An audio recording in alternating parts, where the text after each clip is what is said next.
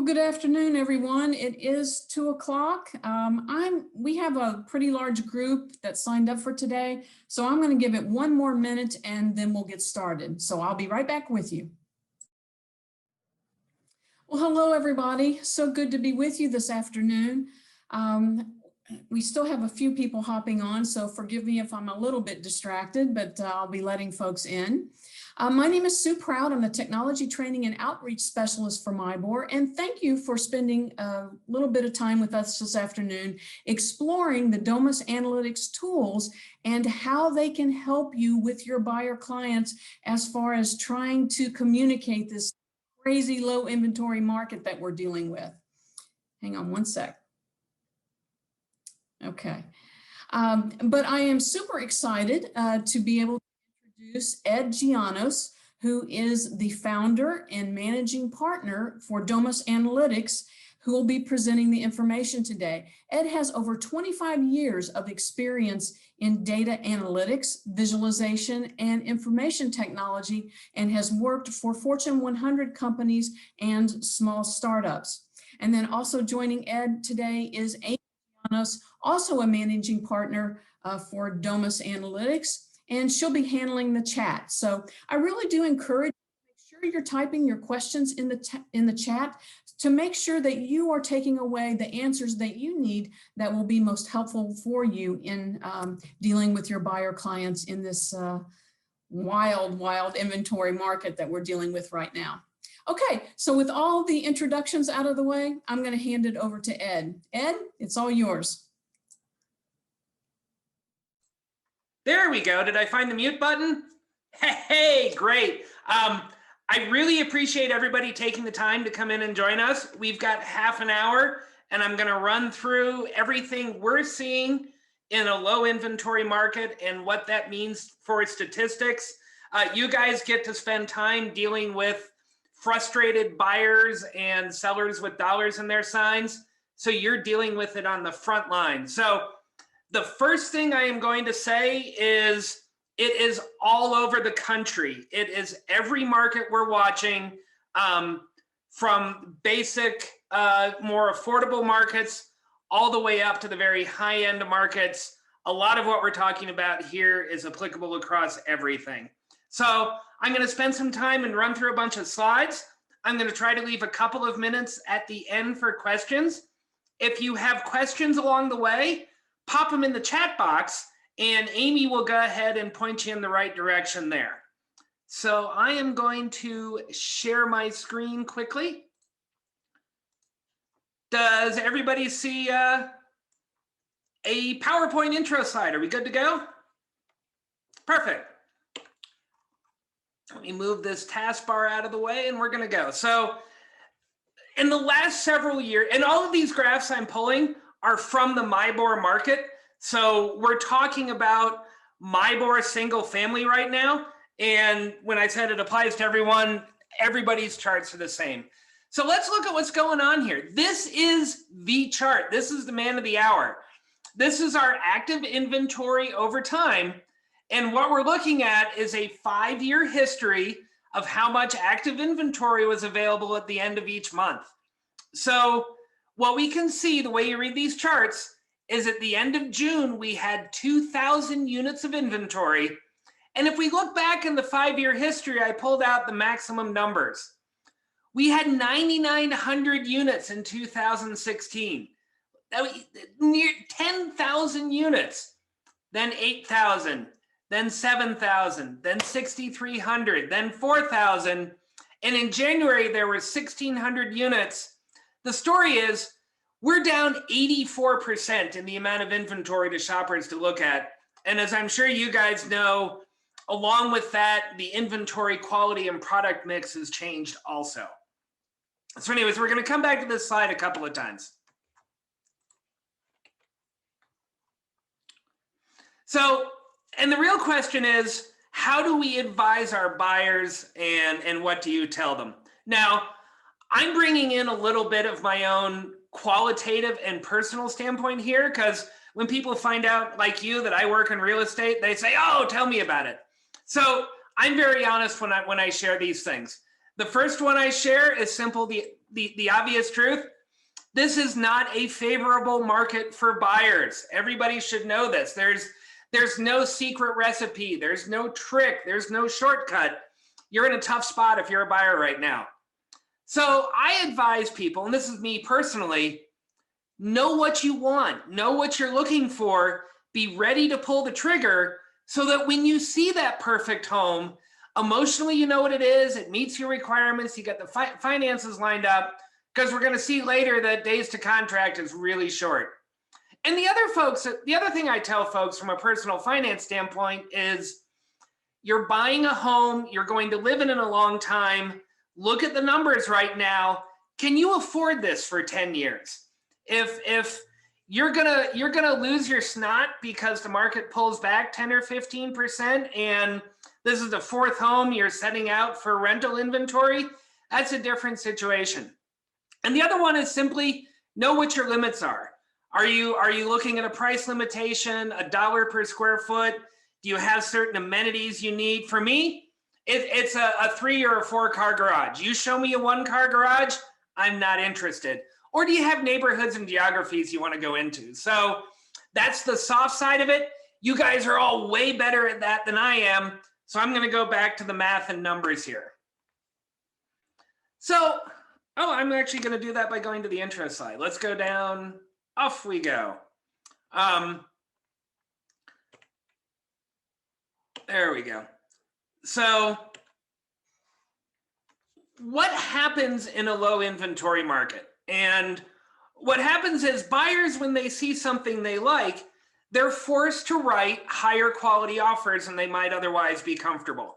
And that means we're seeing an increase in cash offers. We're seeing a reduction in contingencies. We're seeing prices pushing the envelope. It's not how much below list should I offer, it's how much above list should I offer. And things are moving very, very quickly, and we're seeing that compressed days on market. So what we're going to spend our time walking through here is how does that materialize itself in the stats, and what do we tell people to go ahead and look for? And again, I'm hoping this meshes with your experience. So this is what I see from the stats side. What I have primarily been watching like a hawk are these 6 main metrics. So the first one is obviously the most important, which is active inventory. So just what is the state of inventory, and what are we watching new homes come in the market as? Remember, inventory is that combo function of the number of new listings that we get and the number of listings that are removed from the market, virtually all of them from sales. I mentally envision this as a water bucket where you've got a hose pouring in the top with new listings, and then you've got a drain in the bottom of all the sales, and we're measuring that water level on the inside. So we need a period of time where that hose up top is filling in more water, while that hose in the bottom doesn't move quite so quickly, so that water level moves up. The next one we're looking for is that pressure that buyers feel, that days on market, that cumulative days on market. What's the velocity of things going new to contract? We're going to look a little bit at absorption rate. That's another one I follow. Absorption rate at a high level is the amount of inventory you have divided by your sales rate. And it says in words, how many months would it take to exhaust my inventory at my current rate of sales? We are, and NAR defines this as 5 to 7 months. We are in a market across the country now where people are talking about 1 to 2 months of inventory, so super compressed. The other one we watch is the pending sales. That's the water coming out of the bucket. So how much of that inventory is just going under contract and getting pended? One that's really shot up in the last year is the percent of list price received, and how much of that last ask price are sellers getting under contract. We learned that at the close of the sale when it goes to a closed status, so we can see what's going on right there, and we've got a chart for that. My last one here is something that I think a lot of people overlook, but it is super important to look at from the buyer's perspective. So when you go put a new listing on the market, You look at your AVMs, you look at your comps, you look at the other competitive listings that are sitting out right there. Hopefully you look at Domus pricing insights. That shows you a little bit more. When you put that price in the market, you are taking all of that hard knowledge. You're taking all of those stats and all of those tools. You're taking all of that soft knowledge. You're taking the wrinkly eye when a buyer walks through an open house. You're taking how many people came to the last open house? What are people are saying in the phone? And you put all of that knowledge together on your original list price for your new listing. How much do we think we can ask for this? It is also the most current statistic that we are able to see. So we know what the original list price is immediately at the listing date. So I very much watch this original list price. And as soon as that starts faltering, hey, wait a minute, listing agents are telling their sellers, let's be a little realistic. I'm seeing rumblings. Or if we see that going up, listing agents are telling those sellers, hey, the train is still motoring. Let's go for a little bit more. And the other thing we're going to talk about through here, okay, let me get that middle slide. So close price is actually a consequence of a very tight market. It is not the driver of a very tight market. So we find out what the closed price is at the end of escrow when we go to closing. That was agreed upon at the contract date, 4 to 8 weeks ago. And that was a consequence of the list price a month or two before that also. So close price is a trailing metric of the pressure we feel in the market right now. Now, and the last one, and this is for the advanced analyst, this is also a function of the price band in the market. Are we talking about the under 150,000 entry level market? Hey, good luck finding that real cream puff property there. It's going to go under contract in a hot minute. Are we talking about the executive property or the luxury seller? Are you out in the 500,000, 800,000 range? It's a different dynamic. It's a different conversation with both buyer and seller.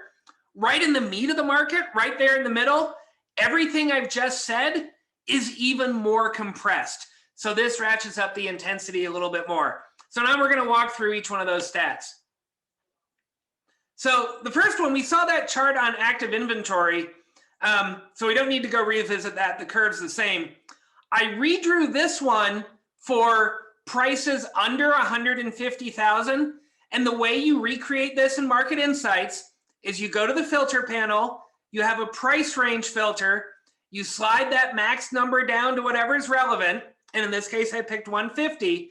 And then it redraws this historical chart. And this is what we're looking at. We had 476 units in all of MIBOR under 150. And back historically in 2016, we maxed out at 4,600 units. We've got 10% of the inventory. And if your economy is like ours and like the rest of the country, wages have not kept up with this. People still have the same jobs, the same W-2. It's an incredibly challenging market. So what are we watching for here? What we're watching for is a material increase in the amount of inventory. So if you look at this little screen snippet I made, we bottomed out in inventory in January, and we're actually up a little bit coming into where we are at the end of June. So even though the chart says 04, it actually means 06. You see it when you mouse over it. So what we're watching for is not only an increase in inventory, but you can compare that to the last couple of years and see when it gets back to 2019 levels, 2018 levels, and where it returns. We are not there now. This is still super tight.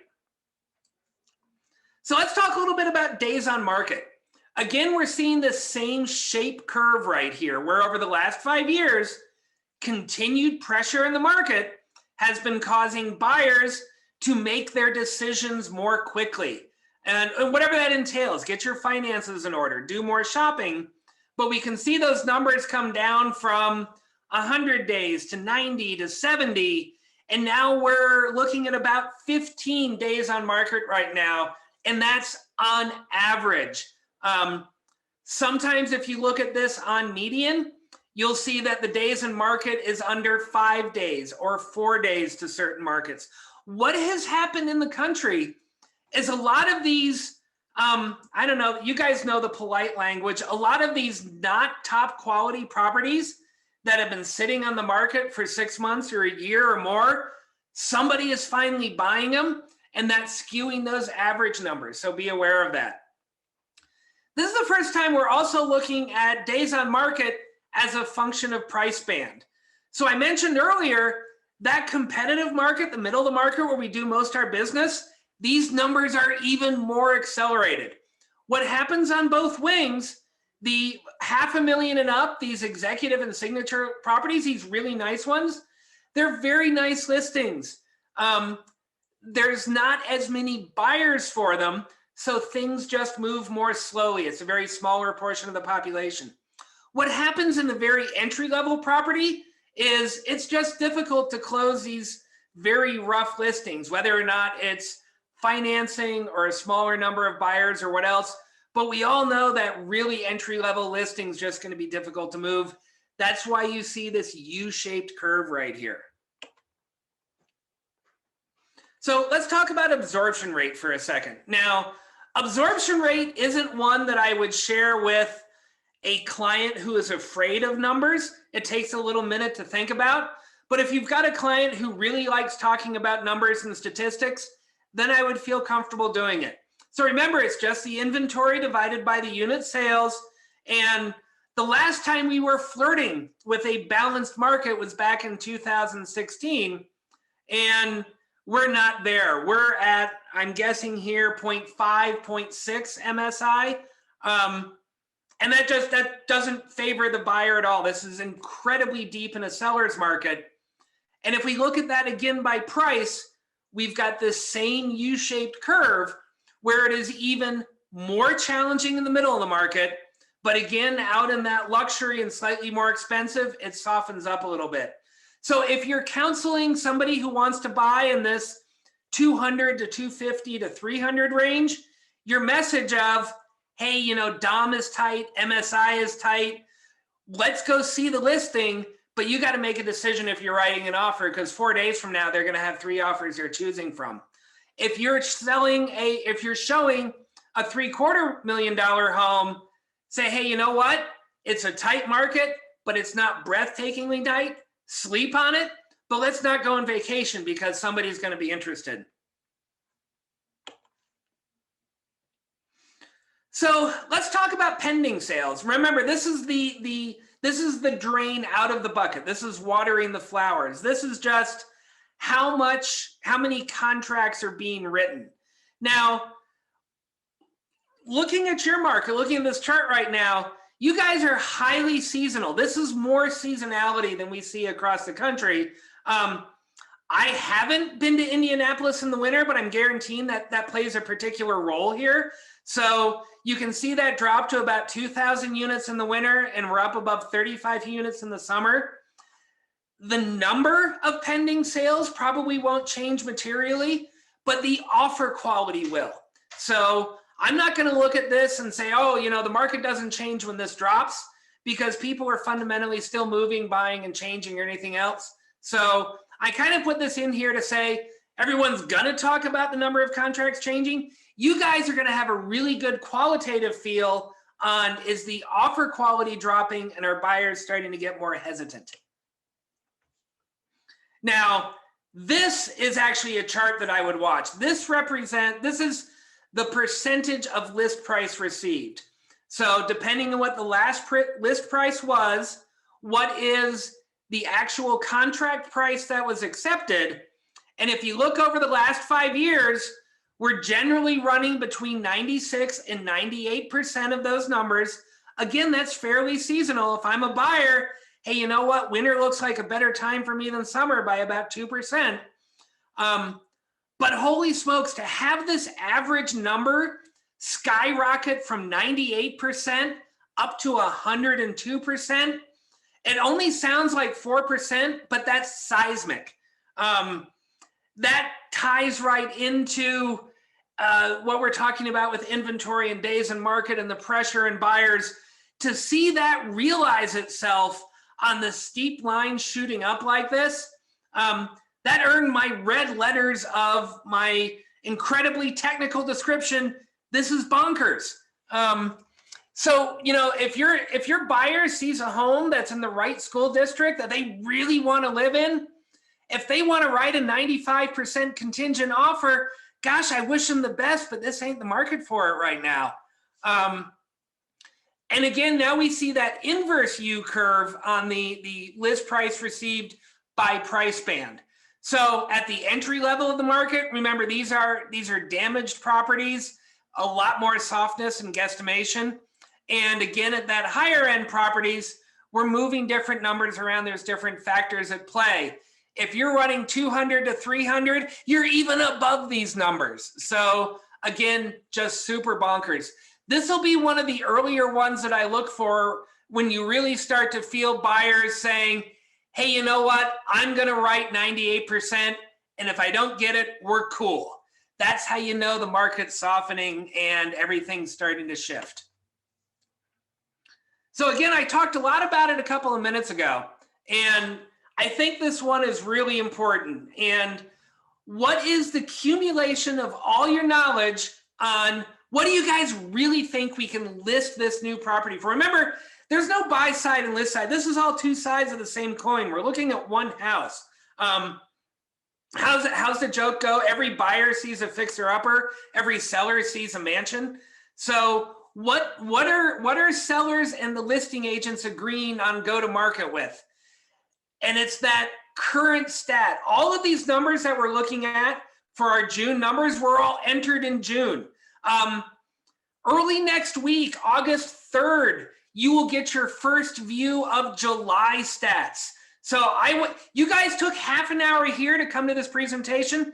I want every one of you to raise your hand and say, I do solemnly swear to check my stats the middle of next week to see what's going on in July, and go back through each one of those stats and say, hey, let's see if what Ed was saying was holding up to what my feelings are. And this original list price is one of the first ones I want you to go to. How aggressive do you think you guys, how aggressive are the listers being, and can they get it? And what we saw between May and June is that you guys held steady at 250 right here. We got a couple slides to go, and then we're gonna grab questions. So that's funny. That's my other slide from the beginning. So I could say this again, but I already hit that one time. Maybe that's my last slide. Anyways, that's my stat. What do you say to these guys? You say, hey, you know what? This is the state of the market you're in. I was talking to somebody who was selling a home, and we were talking about their buyers writing an offer. And I said, it's going to be uncomfortable for them. And as a seller, that's kind of your benefit right now. As a buyer, wow, I really hope you like the home because you're going to be in it. And that's my whole run through. I've given us 5 minutes for discussion here. Sue, we can open it up for some chit chat. Anybody can pop some stuff in the chat session if I knew how to look at that. It must be somewhere. Hey, there we go. So I don't see any questions posted currently. Does someone just want to unmute themselves and ask a question?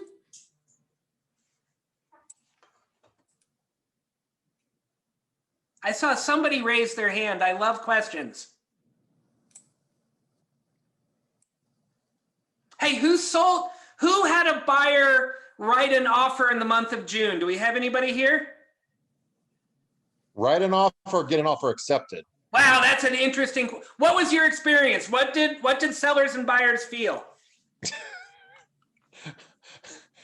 I'll be honest with you. I've wrote, I think, probably 10 to 15 offers since June, and I've gotten none accepted. Because the offers are soft? Are the sellers still being aggressive? What's the dynamic? No, I mean, you know, and I'll be honest with you, I mainly represent a lot of first-time home buyers. Sure. And they just don't have the dough. I mean, I'm just being honest. I mean, the fact is, we've lost out to cash offers, understandable. I had one, no joke. The list price was 150. We offered 175, taking it as is, and offered to make up for any and all shortcoming in the appraisal. We lost out to someone who offered 200,000 and made up for any and all shortcoming in the appraisal. So 50,000 over list. And I said, I wouldn't even advise you to make that kind of offer. I said, I mean, what can I do? I mean, and of course, I love that. Then the other agent says, well, do you want to make a backup offer? Huh? That's the reality of the market. I see somebody else raise their hand.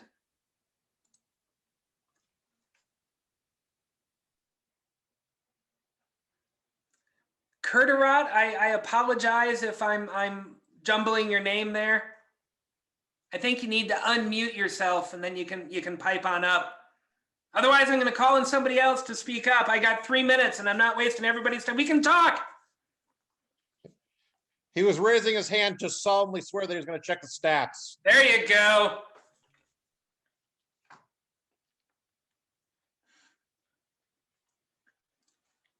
So let's see, what are some other tips I can offer in terms of stats? The tool also lets you control by product type. So you can zero in on a certain amount of square footage or maybe a particular lot size if you find yourself in an area that has a wide variety of product.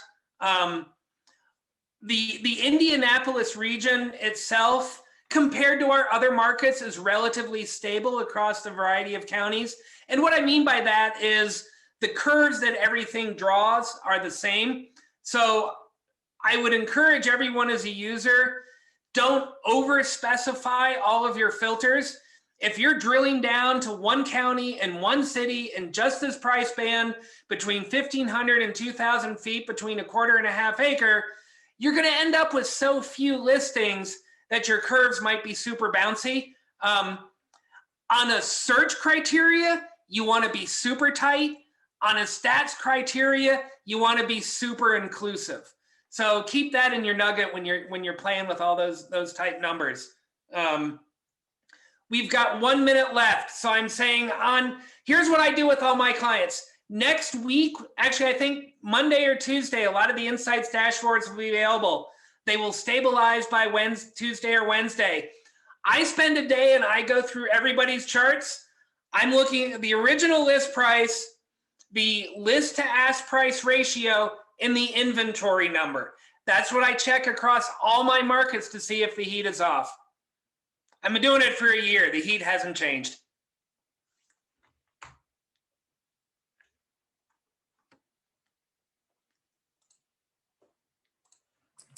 Do you have any predictions? That's a good question. I think I will kick back and play the armchair quarterback who's not in the real estate industry and say, I don't know where the money's coming from. I don't know how much longer this can continue to go on. Everybody's feeling the pressure. And I will be incredibly honest when I say, I've been saying that for 3 years now. One of these years, I've got to be right. So my prognostication, man, I threw my accuracy in that out the window because things are still cruising. I am hearing more stories colloquially that buyers are getting a little more hesitant. I'm hearing that across the country. But I would tell you that you guys have your finger on the pulse a whole lot more than I do. I just sit and play with numbers up in an office. It's really those conversations you're having, boots on the ground with people, and that's really what's going to be driving all this.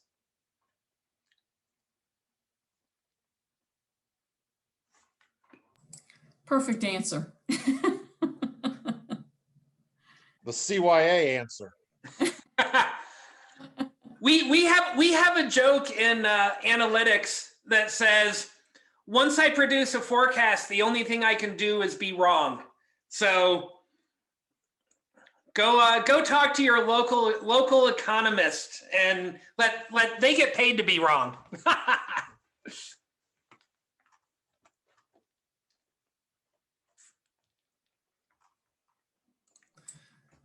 Anybody else? I don't see any questions in the chat. Anybody else? You've got an expert here. Now is your prime opportunity to ask some good questions. What are you guys seeing? I'll pick on anybody. What are you guys seeing in terms of price reductions? Are people whose listings that are 30 plus right now, are they starting to talk to you about pulling a little bit off the top to generate traffic? Yes. Saying yes. Very much so. We're hearing stories that people are getting nervous about the end of summer and the beginning of school year and are asking their agents, should I reduce my price? And if so, by how much? So we're hearing more conversations like that. I had a conversation with somebody who said the other day, buyers are sick of greedy sellers. They're just tired of sellers asking for the moon plus 20%. And buyers are very fatigued, like those stories Clark had. I rolled in at 175 offering to cover gap, and I still didn't get it. The appraisal gap is, a super interesting dynamic when you go through all this. Building is going off throughout the country like crazy. They can't build them fast enough. At least here in local Reno, our rental market is white hot. So people who need a place to live are not only sandwiched on purchasing, they're also sandwiched on rentals. Their rentals are getting more and more expensive, and the amount of pressure people are in to find a place to live is tough. I feel for them.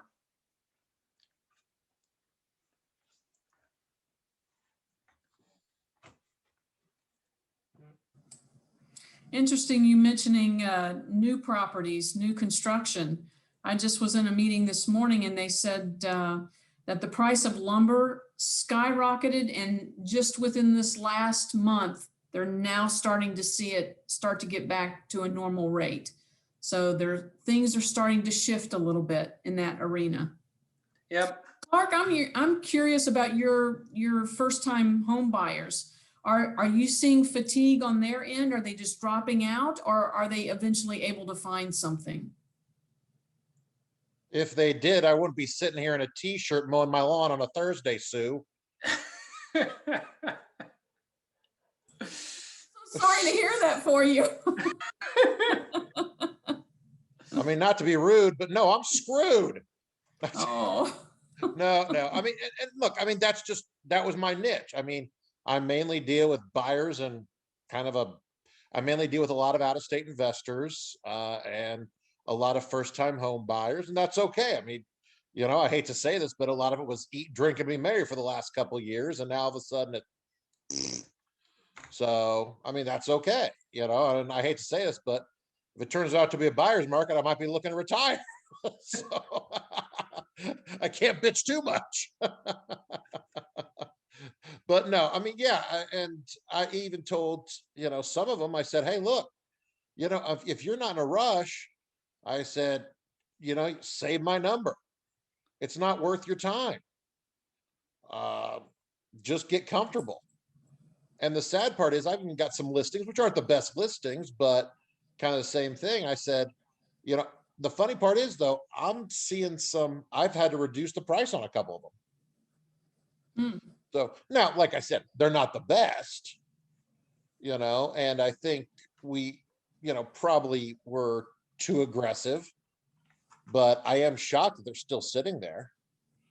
So I think kind of cuts both ways. And Kim just put an interesting comment in the chat. She said, yes, price reductions are outnumbering new listings in our market. That's interesting. Well, and I think you're right though, Ed. I mean, I think you definitely hit the nail on the head when you said, I think buyers are getting to a point where, no, we're not going to do it. But at the same point, they say that, but there's always someone willing to go ahead and bite the bullet. And as long as there's someone willing to do that, then the sellers, like I said, they still have all the cards. They still have the house. Yeah. Yep. Well, that sounds like a perfect note to end on. Thank you everyone for your time today. And Ed and Amy, thank you so much. We always appreciate your presentations and all the knowledge that you can bring to us, understanding what we're dealing with here in our marketplace. So I'm going to give it one more chance. Anybody have one last question they want to ask before we sign off? Okay, all right. Well, that's it from our end. Thank you again, and look forward to another opportunity sometime in the future. Thank you, everyone. Bye-bye.